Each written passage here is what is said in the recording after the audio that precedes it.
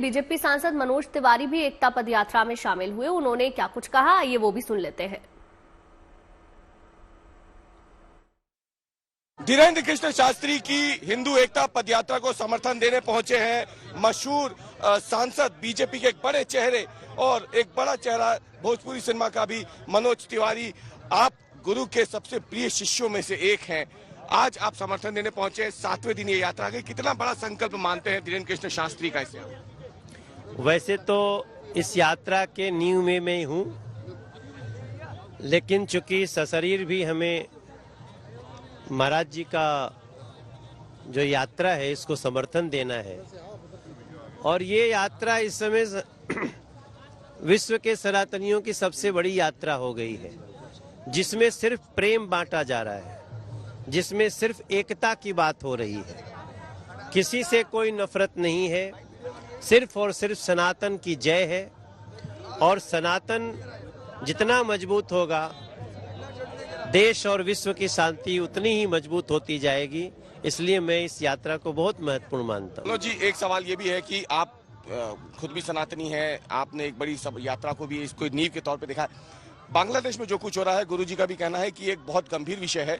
यहाँ पे भी लोगों को समय पर चेत देना चाहिए, नहीं तो हालात जो है कमोबेश वैसे ही होंगे जैसे बांग्लादेश में है। ये अभी उन्होंने अपनी पूरी यात्रा के दौरान कहा है। इसमें कोई दो राय नहीं है, समय से सजग हो जाना चाहिए, और देश के सनातनी, देश के लोग इस बात को समझ रहे हैं।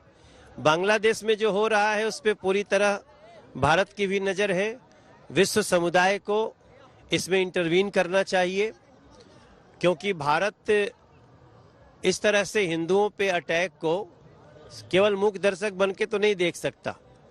हमारे देश की सरकार भी बहुत चिंतित है, और हम बांग्लादेश में हिंदुओं के साथ हो रहे व्यवहार का, हम दुर्व्यवहार का निंदा करते हैं, और आगे इन लोगों को कैसे सुरक्षित रखना है इसके लिए भी हम आगे बढ़ेंगे। आखिरी सवाल मनोज जी, वक्फ बोर्ड को लेके धीरेन्द्र कृष्ण शास्त्री जी का कहना है कि या तो वक्फ बोर्ड खत्म हो या फिर सनातन का बोर्ड बने। आप सांसद भी हैं और वक्फ बोर्ड को लेके संशोधन भी इस बार संसद में पेश बिल आना है। देखिए, अभी बड़ा अच्छा समय है। आज की भारत की राजपीठ व्यासपीठ को ध्यान से सुनती है, और हम ध्यान से सुन रहे हैं, तो उसका निदान भी करें। आप जो एक बड़ा चेहरा भी हैं भोजपुरी का, एक दो शब्द अगर दो लाइन आप कह सकें गुरु जी के लिए, हमारे दर्शकों के लिए।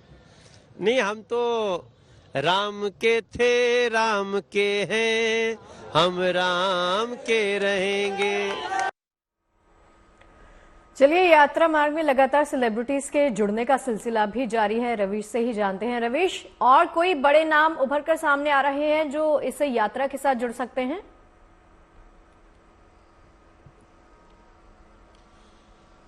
देखिए, खबर ये भी आ रही है कि आज रात को कुमार विश्वास आ सकते हैं, और वो यहाँ पे जो श्रद्धालु होंगे उनके वो भजन संध्या का लुत्फ वहाँ ले सकते हैं कुमार विश्वास के साथ। हालांकि अभी तक प्रबंधन की तरफ से ऐसा बताया नहीं गया है, क्योंकि इससे पहले भी कुमार विश्वास को आना था 24 तारीख को, लेकिन किसी कारणवश वो नहीं आ सके थे 23 या 24 तारीख को। तो ऐसे में आज सुबह ये बात चल रही है कि शायद आज शाम को कुमार विश्वास आए। इसके अलावा राजनेताओं का आने का सिलसिला जारी है। मध्य प्रदेश के पूर्व गृह मंत्री नरोत्तम मिश्रा आज वो इस यात्रा में शामिल होने वाले हैं।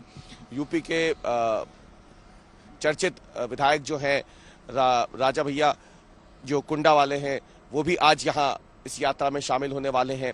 इन दोनों के नामों की तो पुष्टि कर दी गई है, जो बागेश्वर धाम की जो पूरी व्यवस्थाएं देख रहे हैं पदयात्रा की, उनकी तरफ से। हालांकि कुमार विश्वास के नाम की अभी तक पुष्टि नहीं की गई है, लेकिन ऐसी बातें चल रही हैं कि कुमार विश्वास तब नहीं आ पाए थे, तो शायद वो आज आ जाएंगे। तो अगर बात करें तो इस पूरी यात्रा में, क्योंकि आज 8वां दिन है, तो कई बड़े नाम इसमें आ चुके हैं। श्याम रंगीला 2 दिन पहले आए थे, संजय दत्त आए थे। इसके अलावा अगर हम बात करें तो संत समाज से कई सारे लोग आ चुके हैं अब तक। अनिरुद्धाचार्य, जो कि सोशल मीडिया पे काफी ज्यादा आजकल सुर्खियों में रहते हैं, वो यहाँ पे आ चुके हैं। इसके अलावा अगर देखा जाए तो राजनीति से जुड़ी हुई कई हस्तियां यहाँ अब तक पहुंच चुकी हैं, भले ही वो सांसद हो, विधायक हो, मध्य प्रदेश सरकार के मंत्री हों, कांग्रेस के विधायक हों। तो ऐसे तमाम लोग जो है वो जुड़ते आ रहे हैं, और भले ही वो झांसी के सांसद हों, अनुराग शर्मा, उनकी तरफ से काफी व्यवस्था यहाँ पे रखी गई थी, क्योंकि वो भी शिष्य हैं धीरेन्द्र कृष्ण शास्त्री के। तो ऐसे में अगर देखा जाए तो यहाँ पे बड़े चेहरों के, नामी चेहरों के आने का सिलसिला जो है वो लगातार जारी है, जो आज भी माना जा रहा है कि बदस्तूर जारी रहेगा। आज भी 2 से 3 बड़े चेहरे जो हैं वो आज इस यात्रा में शामिल हो सकते हैं।